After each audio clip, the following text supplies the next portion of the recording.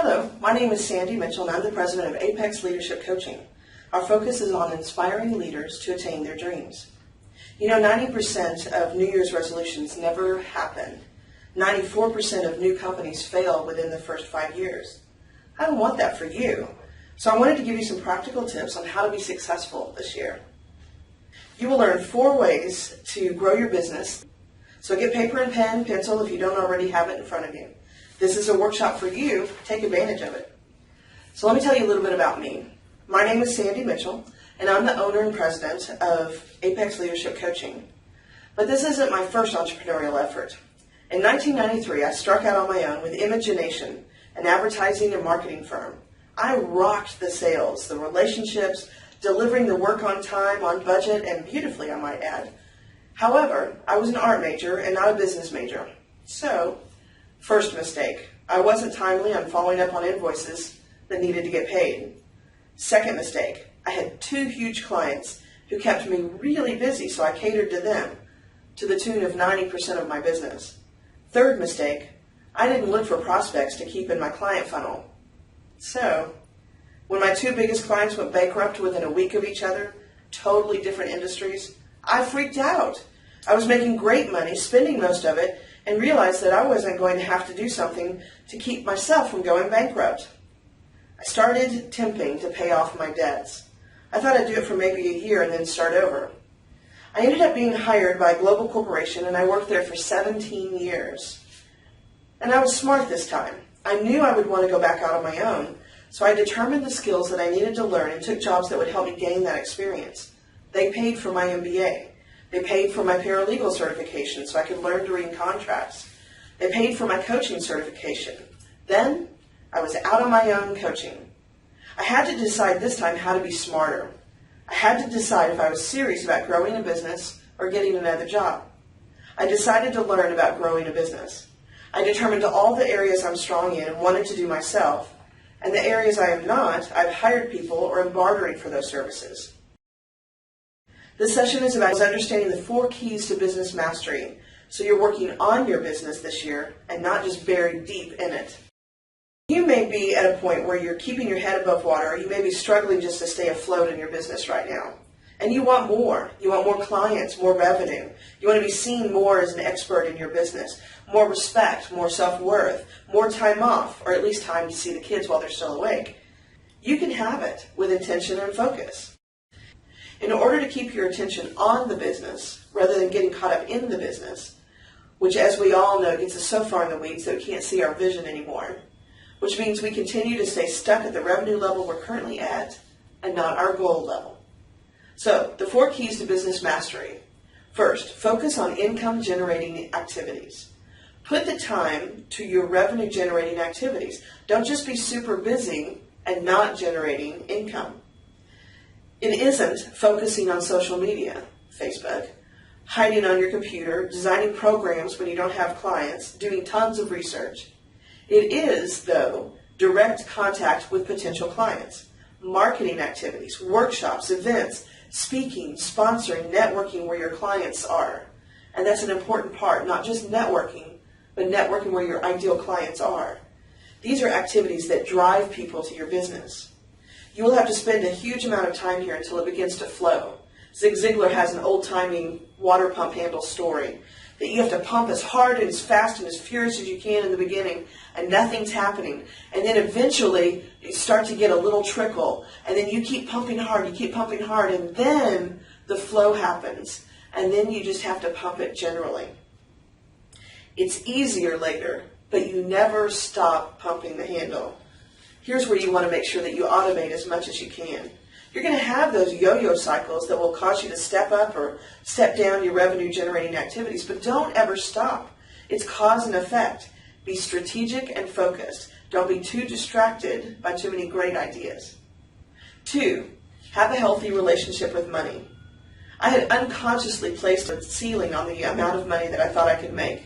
Whether it was too low or too high, both of them are bad. I had to break through my own financial ceiling, how much I thought I could generate. Did you write down that number because it's truly what you want, or because it's what you think is possible because of past experiences? Or did you go so high it's virtually impossible to achieve, so you don't really have to achieve it? Both scenarios are demotivating. So here's some tips. Your relationship with money has history to it. Start to look at how your parents approached money conversations. How did they talk about money? Did they talk about it behind closed doors? Or how about that generational programming? Stories that are passed down through the generations will carry on until someone says stop and they change it. For example, you may hear things like, well, people like us just don't make that kind of money. It puts an insidious cap on your income. Or, I can't make more than my father did. Don't put those limits on yourself. Find out where your unconscious glass ceiling is set. Why is it there? We all have a ceiling. What do you want to do instead? The majority of people will never be able to double their income because of their ceiling. They will only have one incremental growth throughout their lives. It will stay that way until you do something drastically different.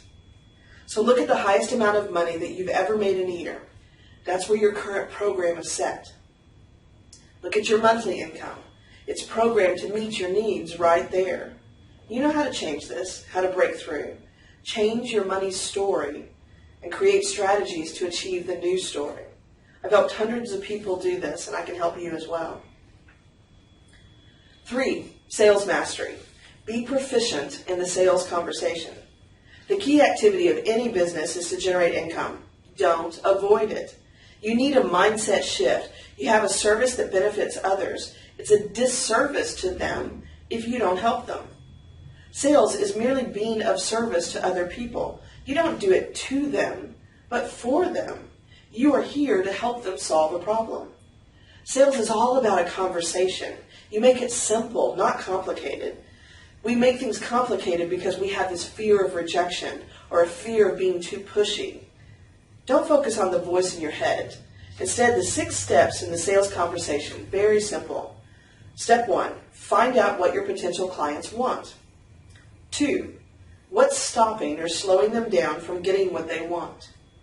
3, what's at stake for them if they don't overcome it? 4, how committed are they to making the change? What's their priority for doing it? All of those you saw were questions, which meant you need to listen, and not just listen to talk, but listen to respond to what their needs are. 5, close the sale by making the offer to help them, and then stop talking. Stop talking and let them process and say yes. If you are helping them solve a problem, then 6, all you have to do is take their money and accept it. So without building the skill set to have these conversations easily, you won't be successful. It takes practice. Zig Ziglar and Tony Alessandra and other sales gurus have books out there. Read the books. Read a sales book every month or every other month. And practice. Practice with your dog, practice with your parents, practice with your spouse. Make it so that these questions just become part of the way you speak, and it becomes the conversation. 4, personal leadership. My favorite. If you don't change who you're being, the changes won't take place. It's taking full responsibility for the results, the failures, the successes. It's seeing yourself as the creator of your sphere, not being a victim, draining the energy of others. Not saying things like, I can't do this because, or I don't know how. Not fully stepping into your own power. Be committed to learning and growing for success. Get clear on your vision. Choose your direction. Hold on to your commitment because it's going to get bumpy. Once you're clear on who you want to be and who you want to become, you will attract the income and the success that you want.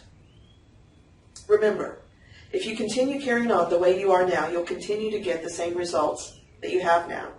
So ask yourself, who would I be and how would I show up differently if I was someone who earned, and you insert the amount that you wrote down this year? How would I be thinking? What new decisions would I make? How would I look? What would others notice about me and what would be different? Don't wait. Move into being that person now. Make decisions from where you want to be, not from where you are now. Because if you continue making decisions from where you are now, you're thinking smaller than you can be, and you will remain stuck. It's an element of risk-taking to accelerate success. Think as who you want to be And that is how you will create success. Act from the vision of who you want to become, not waiting until you achieve your goal, or you'll never achieve it. It'll be like running fast on a hamster wheel and getting nowhere. So here's some tips. Where are you not taking personal responsibility right now? Where are you making excuses? There's no judgment here. We all make them. Where are you giving your personal power away to someone or something else? So then make the decision. Which of those do you want to eliminate? How would that person want to act or decide? You can only grow your business at the same rate that you're willing to grow yourself. One key factor to achieving your revenue goals and your business mastery this year is a sense of urgency. Act now. You don't have to wait until it's perfect or you have enough information or whatever it is that your voice in your head is telling you. Tell yourself instead, this is going to happen now. And remember why. Remember that picture that you had of what success looks like and why that's important to you. It's energizing. It'll help you build momentum in your business now. Once you do this, then you and the people around you feel that sense of urgency too. Procrastination and hesitation, they're the biggest barriers to and killers of success. Those moments of putting it off is when self-doubt sets in. It's when fear comes. Instead, say, I am going to do this now and not settle for anything less. Highly successful people take action, especially when they're fearful. That's when they're bold. So what's your sense of urgency for this year? Ask yourself, what do I need to develop in myself? Answer the question, why now? What's really at stake for me if I don't change? Who suffers and doesn't get the benefit? What's lacking for me? Which key areas seriously need to be enhanced? Remember that vision of what it's going to look like when you double your income, and you will achieve it. Thank you for this time that you've invested in me. If you'd like to continue the conversation, I'm available for personal coaching, 6-month, 12-month, and open programs for you. And I'm available for speaking engagements. Connect with me on all the usual social media sites, LinkedIn, Facebook, Twitter, etc. Thank you for your time. To our success.